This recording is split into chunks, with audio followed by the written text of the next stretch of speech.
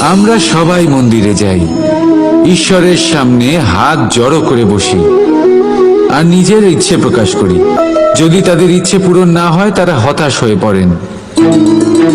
এবার থেকে যখনই আপনি মন্দিরে যাবেন, ঈশ্বরের সামনে বসবেন, হাত জড়ো করবেন আর বলবেন, ধন্যবাদ, ধন্যবাদ ঈশ্বর যে আপনি আমাকে যা দিয়েছেন তাতেই আমি খুশি।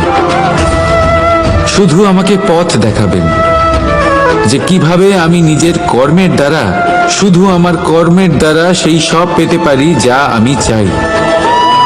ঈশ্বরের থেকে শুধু চাইতে গেলে তাহলে ঈশ্বরের কাছে নিজেকে অনেক ছোট মনে হবে। কিন্তু যদি নিজের কর্ম করে তারপর ঈশ্বরকে ধন্যবাদ জানান, তাহলে সঠিক রূপে আপনি ঈশ্বর লাভ করবেন।